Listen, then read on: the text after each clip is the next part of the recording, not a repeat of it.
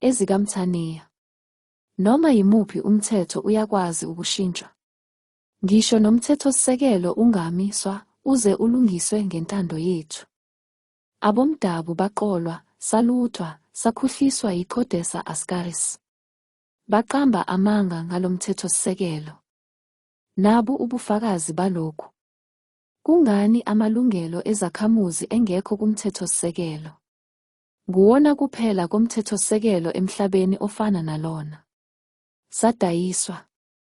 Umzabalazo ubumayelana nomhlaba ubuyele kubantu. Kungani abantu bakwamanye amazwe benamapulazi amasimu ekubeni thina singenawo? Abantu bakwamanye amazwe babizwa ngabafuduki bezomnotho, economic migrants. Abalazi ubandlululo lamabhunu. Kodwa sekuyibo abafakwa phambili emnothweni wasemzansi. Asinalo thina igama elikhethekile ukuze sibekwe phambili emnothweni. Zonke izimboni, imikhakha yezomnotho. Isiphethwa ngabangaphandle kanjani? Kungani idokhumenti yesakhamuzi ifana ncamashi nabokufika? Akufanele kube njalo. Abokuhamba bafunani kumastra izindlu? Zithathwe kanjani abokufika? Sasinciphisa ukuswelakala kwezindlu. Kwaqashwa kanjani abantu bangaphandle kuma-embassy?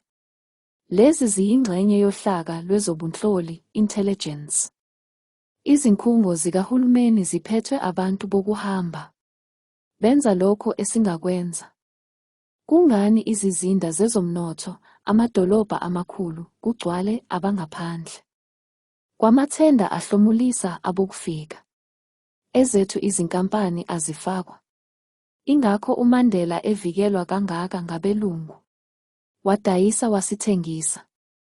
Ngiyazi iningi lenu liyakubona lokhu. Uthandi lona.